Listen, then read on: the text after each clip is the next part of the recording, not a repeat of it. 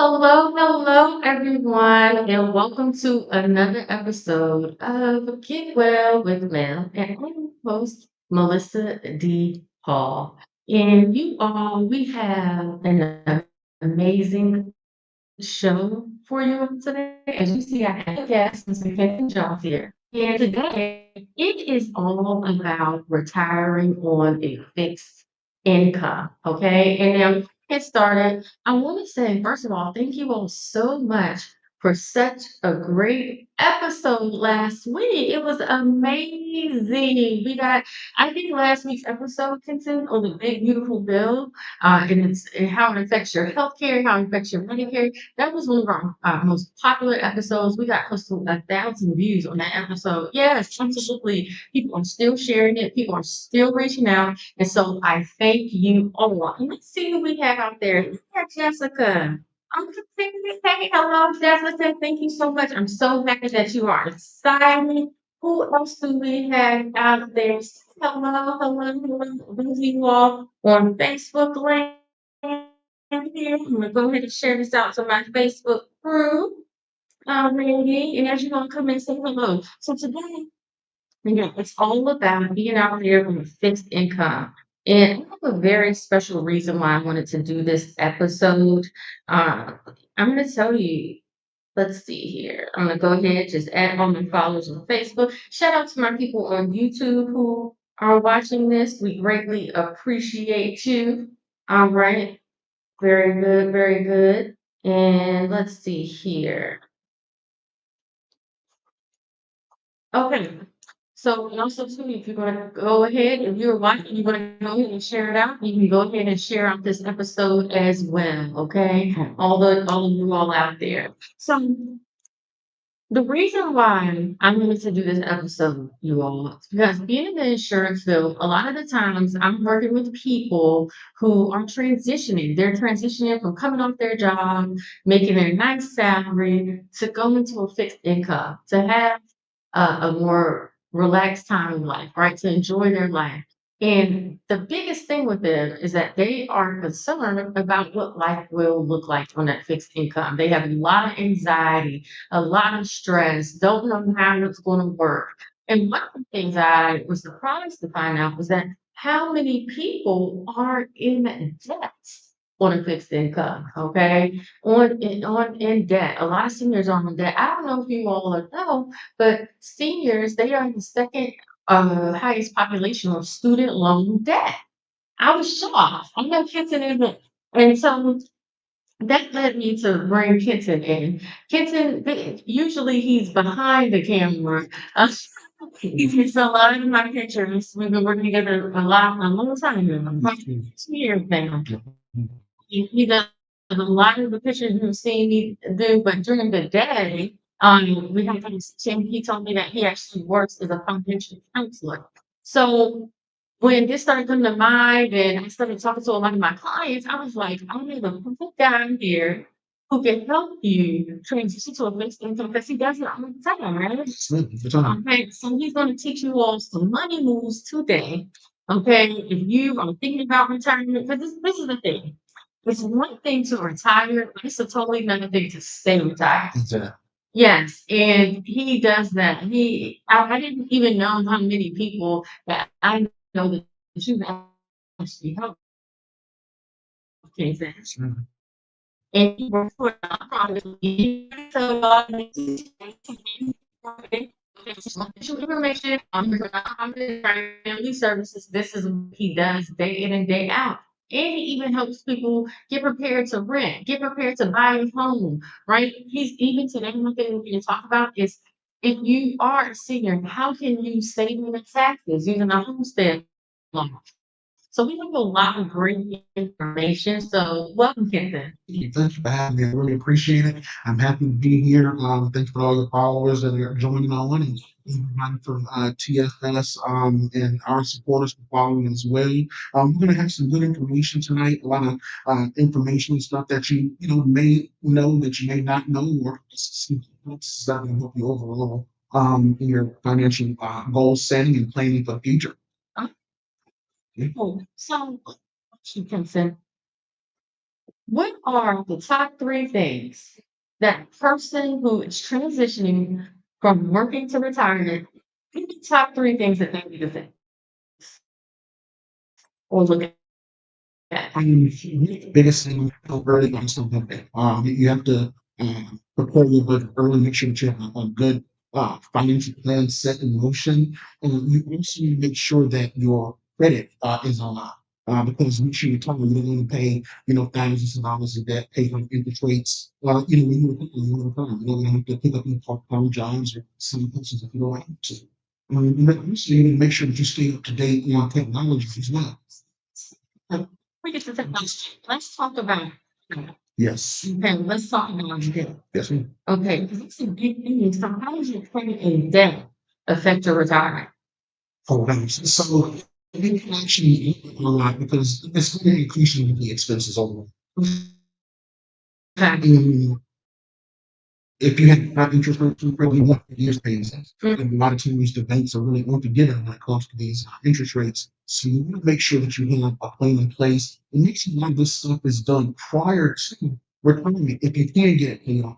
You want to make sure that our credit score is going to make sure that you retire. You don't run the risk of being able to get housing, not being able to purchase housing, or if we want to get a vacation property, we don't want credit to be an issue. We really want to live in retirement and be able to do things that we really like to do. We don't want to be, sitting sideways and watching everybody else enjoy their retirement. We want to make sure we plan early and make sure that we are watching our credit, going out credit reports at least once a year to see what the credit scores are, what the challenges are, what needs to be resolved and make sure that don't be scared. There are folks out there like me, financial counselors, that offer free credit counseling. This costs one seat.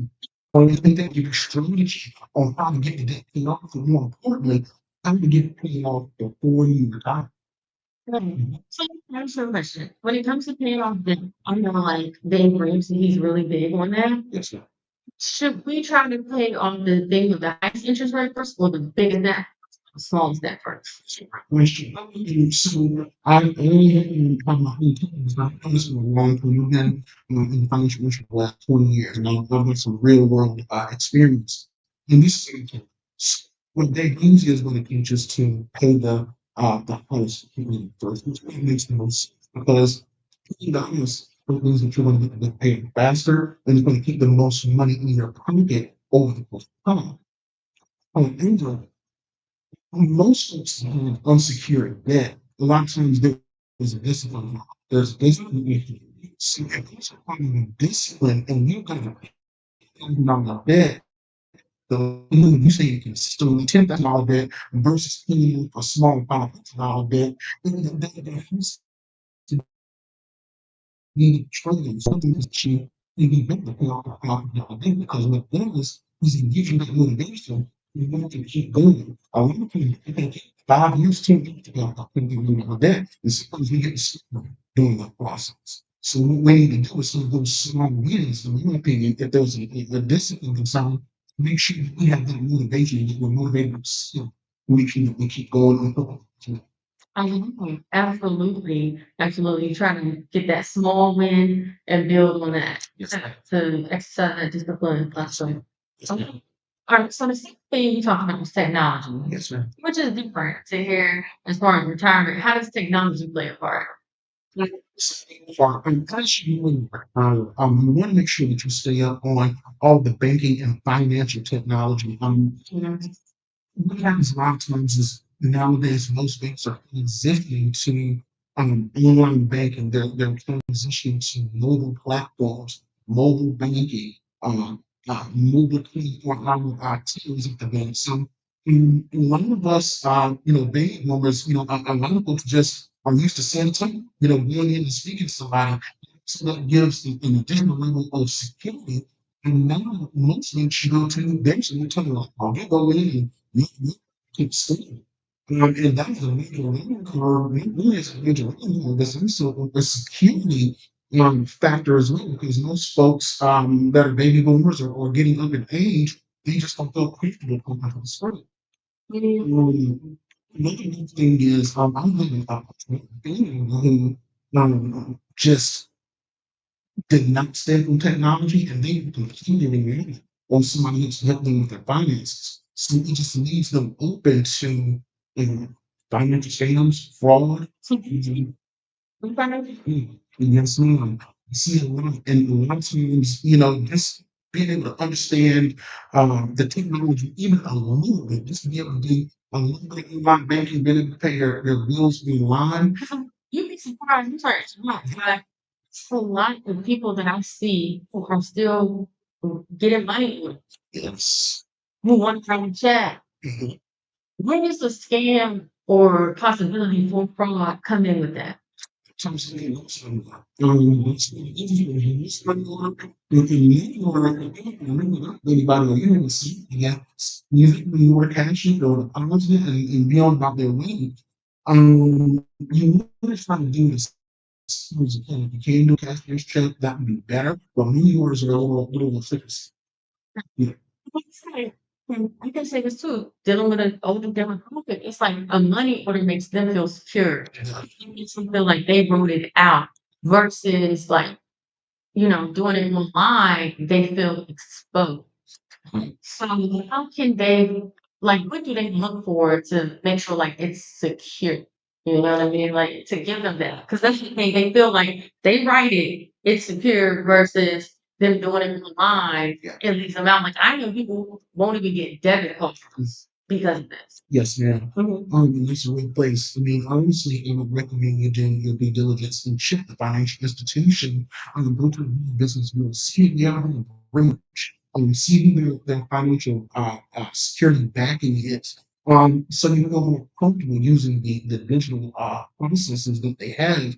Because when you're going out and getting some of these payment options and or some of the more old school options with money orders, cashier checks, and things like that, they're great but they take time and they cost money in a lot of cases. And so paying time is person. We try to make sure that we keep as much of our time as we can.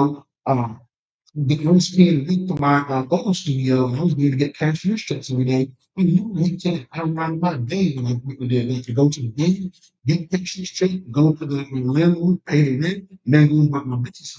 I put a really nice announcement and some money I spent on that. I like that. And like you said, letting them know that hey, you don't have to use all the time. Okay, so what's the third thing? And so the third thing is basically budgeting, making sure that you have a proper financial plan. Now, a lot of times, if you in the financial planner see that you can get a hold of, get a hold of them early. If you know that you're planning to retire at age 65, if age 58, 59, 60, you need to be working on some financial plan to make sure that your retirement income is going to be able to sustain you until life ends. That is going to be the most important thing. So the other thing to think about is, if you want to retire early, let's say you want to wait until you're 65, you want to retire at 60. What does it look like? How are you going to have to cut back? What areas where you want to be able to adjust in your current finances to make sure that you're going to until you're 60? Those are the things that we have to think about. I know we process about if I can avoid that, I'm going to make some concessions. Basically, look over that to later. That's kind of So where do you see in your work, right? Where do you see people kind of wasting money at that can prevent them from being retired fully? now. To be honest with you, a lot of us ain't being perfect. A lot of us are moving to eat. Yes, ma'am. I know that's it.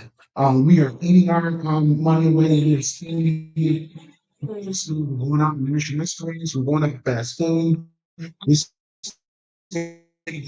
so you think we're spending X amount of dollars, but when we actually pull up that bank statement and we look at what we're actually spending, 9 times out of 10, it's probably almost double what you think it's. And that's one of the places where I see on a daily basis people are overspending. Okay. Yes, ma'am. For example, when I sit down with a client and we do their budget, they say, they say, how much we get spending? Okay, I'm spending $300. I go line by line down that budget sheet, and we're already at $700 by the end of it. So when just thinking about that, you just spending, actually spending 60, and you're wondering where your money is going at the end of the month. Well, right there, that's a $400 deficit that's kind of throwing you behind where your goal is projected to be.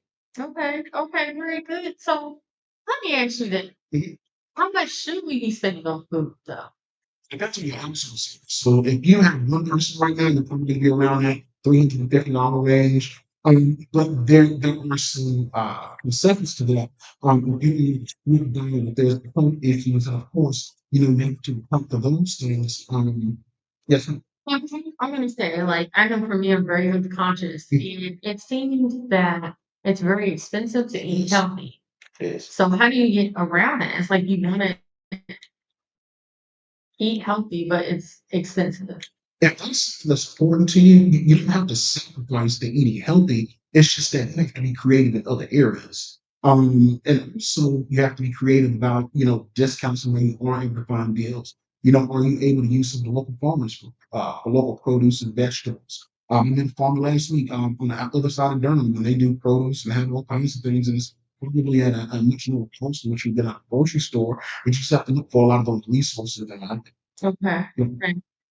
Also too that housing is another big expense. Yes. Trying to downsize or maybe, I've also found a lot of seniors who are actually buying homes. Yes, ma'am. They're becoming first time home buyer. I had one client, she became a first time home buyer. And I also know on another side of this, we have it with the taxes Mhm. as well. That is an issue. So first off, I'm going to start with someone who's already in a home. Yes, ma'am. And taxes are an issue. I know we had spoke in pre-production regarding the homestead Yes, ma'am. act or something to help with the taxes. Can you explain that, please? Luckily, there's a homestead tax for seniors of 60 and over. It seems to look for both of them is 65. Now, it doesn't zero out the taxes, but it does reduce drastically reduce the frequency of the percent. So it's actually going to reduce that. This, So reduces your taxes. yes, ma'am. And how do you become a homestead? How do you qualify for that? So this is going to be for residents who are 65 and older. Okay. And you can't make more than $37,900. Okay. That's it. So Yes. you are 65 or older. In the spring. Okay. So if you're 65 or older and make 37K or less, right? Yes, ma'am. Okay. And if you're permanently disabled, you can actually qualify for this as well. Um, but yeah, you basically the amount that you get forgiven can be greater than 25,000 or 50% of the residents' appraised value. And so that's what you have to remember. So it can't be greater than 25K or 50% of the residents' appraised value. That's what you can look at as a potential payment or how to calculate for. Okay. So let me see. I'm gonna put that there. I'm gonna scroll that across the bottom. Okay, so you all can see that because I think that's huge. Okay, so the new system must they can come get your taxes. Whatever. They get a responsibilities. So the thing is once they get it, then once they do the application, they apply, they get approved. It doesn't matter how the so when you're approved, they're going to be locked into something. You don't have to reapply. And so things fluctuate. It's really expensive. The more people want in, the Okay. So I mean, you said that the praise value, right? With it going, so the praise value again, I know like you're right. It's fine like 40% 2020.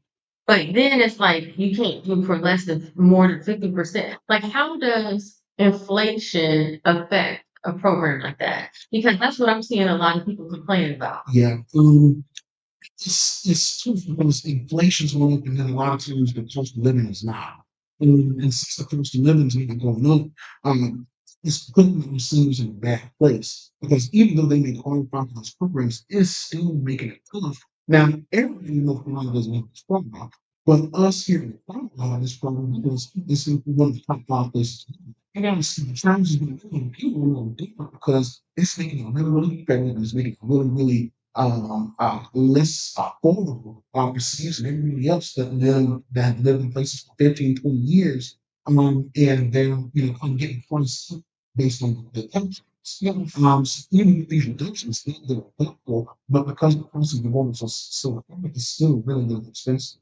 Okay. Yeah, that makes a lot of sense. It's must apply for this homestead program. How do they apply? So if you go to the information panel, I'm gonna put this on the screen too for everyone.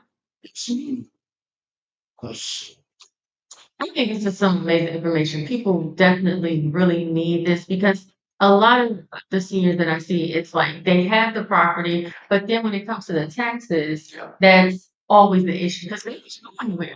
I mean, you can pay off your house, but if the taxes are through the roof because gentrification and other things that impact our city, you still in a bad position. so you still have to pay for the house. Exactly. Now, Because you see these people, they pay $300 a month for their mortgage, but yet they want, the $5,000 a year for their taxes. It doesn't work for them. yeah, so the contact information, you can reach out to the Wake County Administration directly. Their telephone number is 919. Wake County Administration. Mhm. And that's 919. No, Wake County Tax Administration. Mhm. Anybody who's watching this, you can go to the tax office and whatever county you're in, right? Yes, ma'am. Okay. It's 919-856 9400. 9. Hold on 1 second. Administration. Second, I'll put this up. All right. What was it? Like county tax office. You said 919. Yes, ma'am. 856 Mm-hmm. 9400. And then we also have a direct website as well, Mm-hmm. which is going to be tax help. That's Mm-hmm. TAXHELP at wait.gov.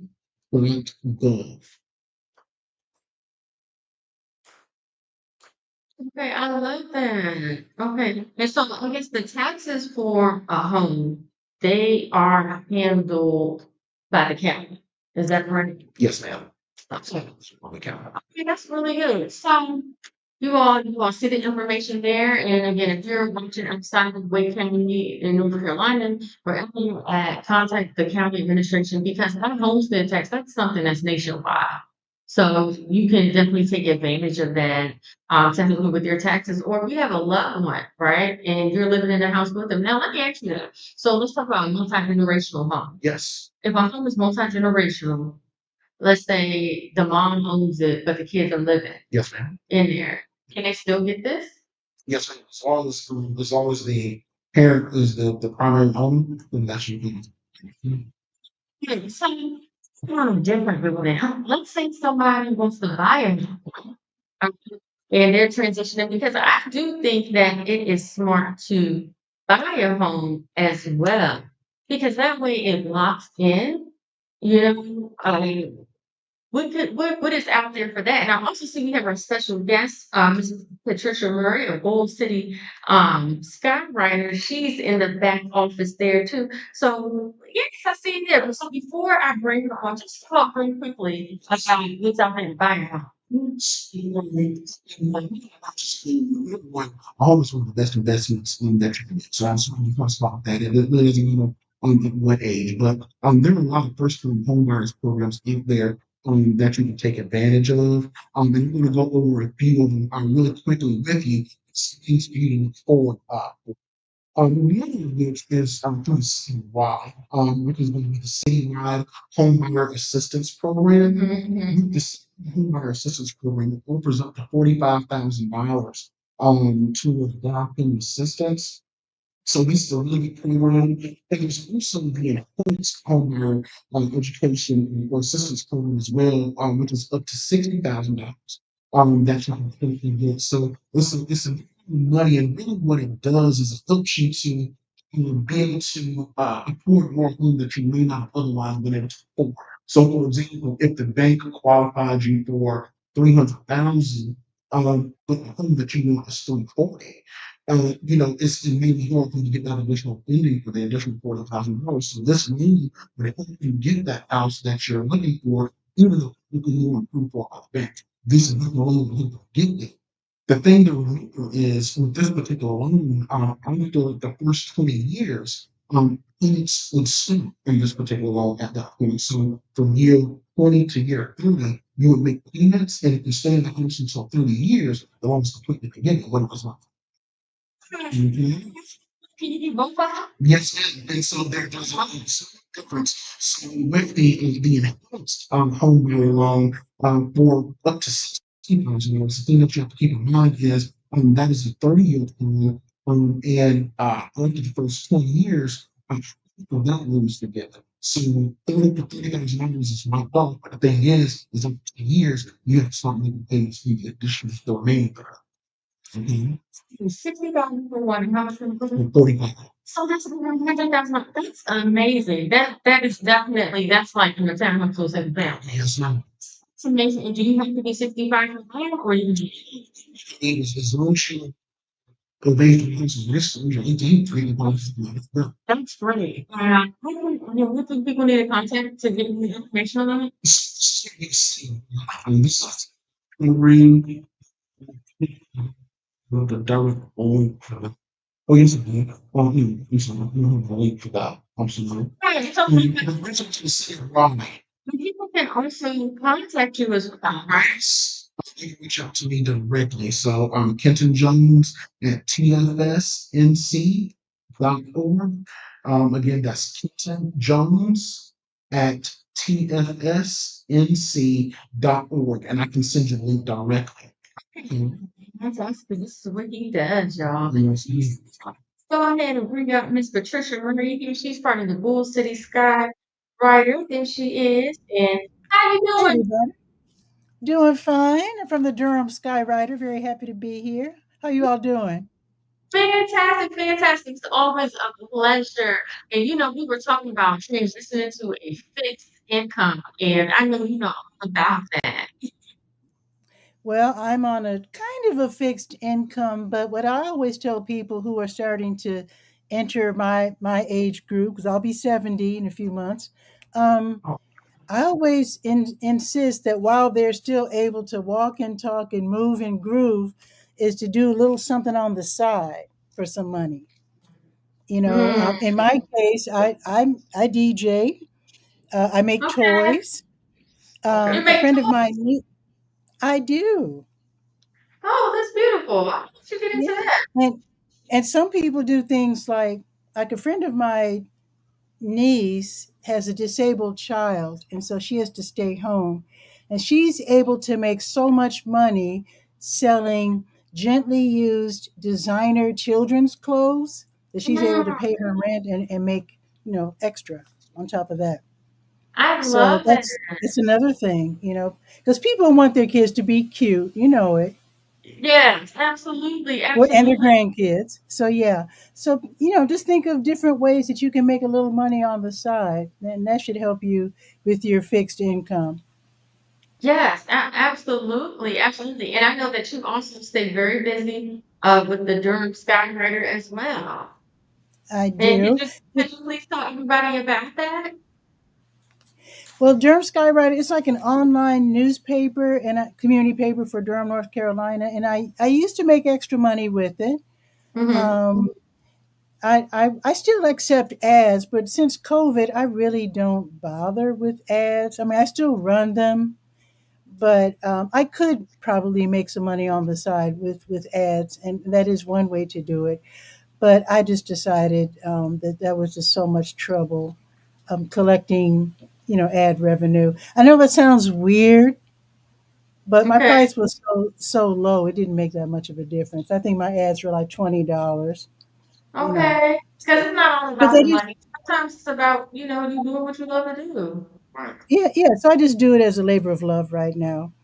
But Yeah. basically, I just share really useful information about Durham. I try to help people out with information from the nonprofit sector, the schools, the health agencies, health department.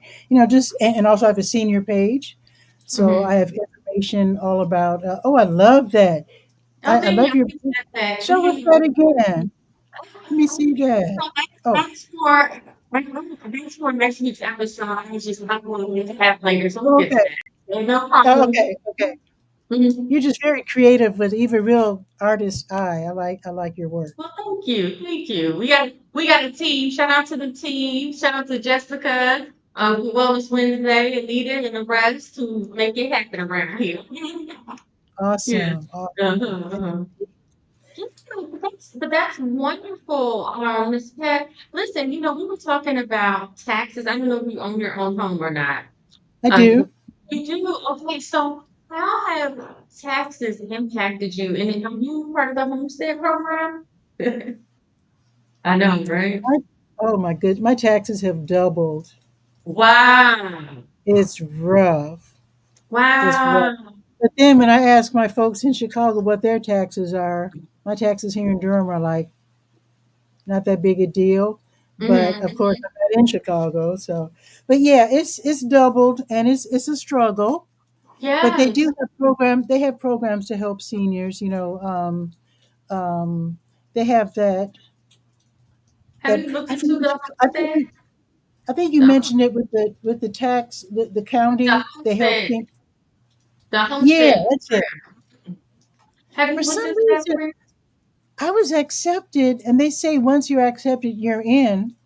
But I was accepted 1 year and then not after that. So I have a I don't. follow back up. Yeah, definitely follow back up. I Definitely think I follow back up. fell. Can you help people in Durham County, Ken? Yes. Okay, Yes. listen, you got a connection now. Okay, okay, Yes, because I ma'am. don't know what happened. Yeah. So I'm happy to But help. yeah, So yeah, I'll make sure to get your contact information. Yes, Mhm. ma'am. okay, I You know, you kind appreciate of it. you kind of touched on it too, Miss Patricia. As far as like the taxes basically going up, the gentrification happening in Durham, putting out a Mhm. lot of seniors. And I know there's something going on too with the Fayetteville Street corridor. I know that's a real Yeah. big activism Mhm. situation trying to, help the people, the native Durhamites, stay in their homes.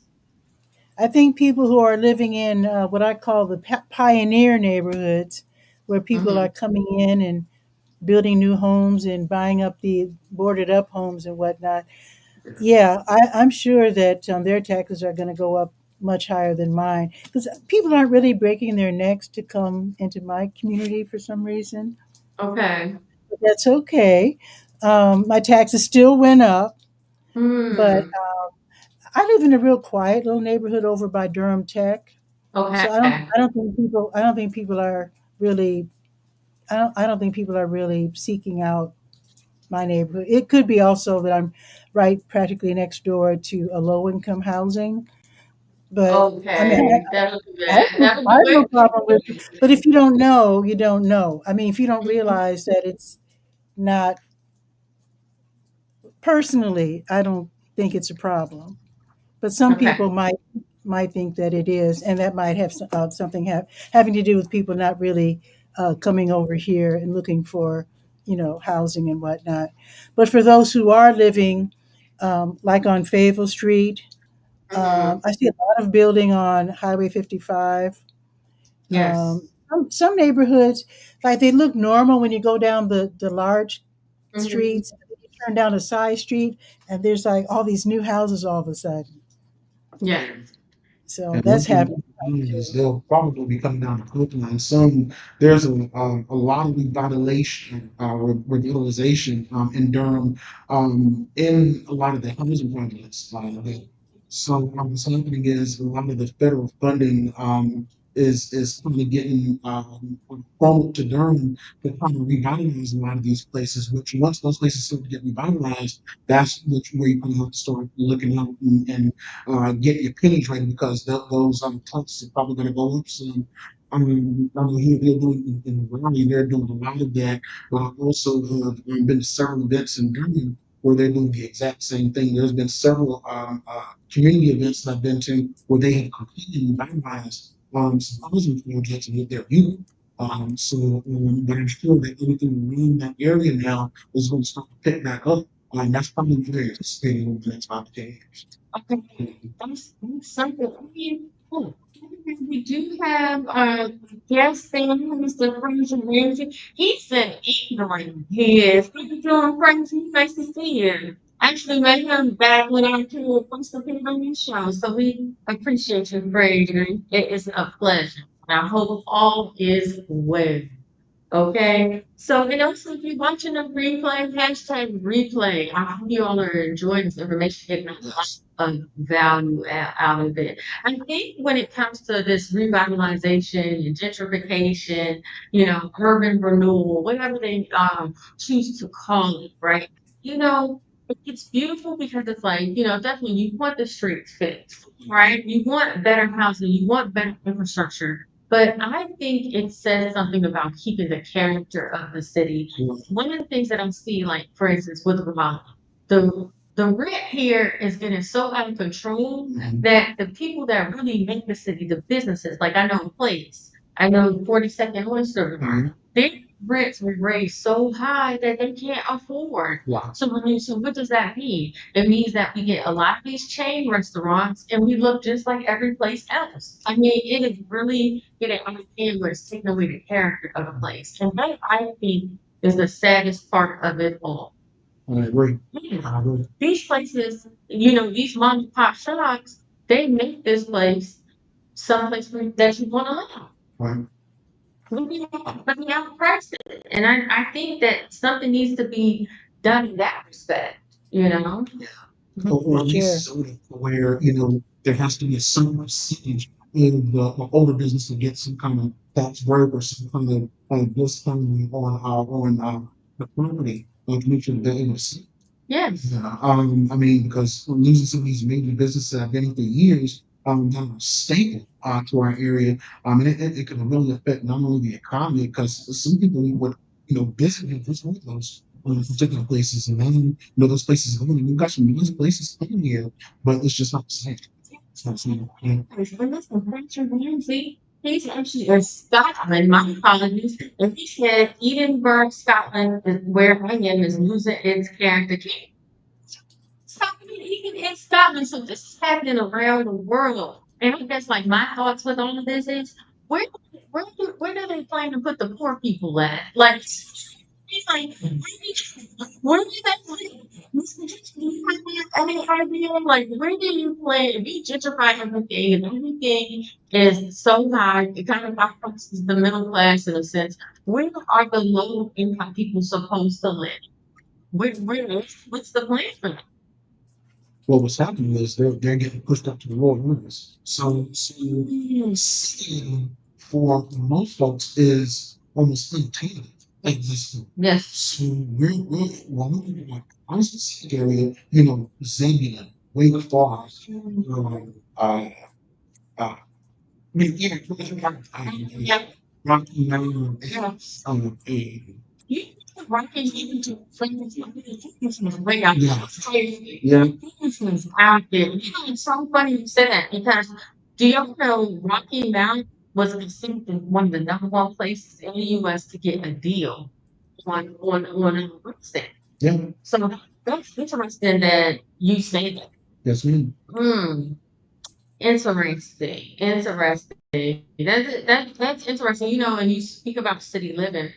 I'm from DC originally. That's right. And when coming from DC, like I never really saw quote unquote locals downtown living in the city. And especially like in like Northwest, right? It was always like the young attorneys come in, running around Capitol Hill, like they had no worries, you know what I mean? But like people from where I'm from, we can afford that. Yeah. Like even now, and it's like it is a status symbol. Yeah. Really, it is. It's definitely a status symbol. So this is very interesting. What do you have to say, Miss Patricia?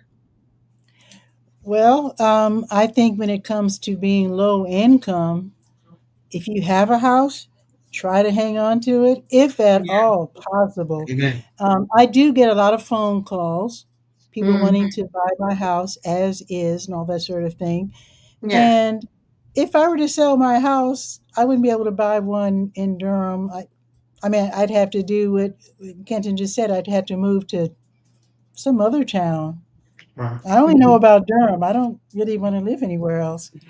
So, so yeah. If you have something, try to take care of. And in fact, the city. It's been mentioned before, but the city really needs to think of ways to help lower income property owners keep their properties up.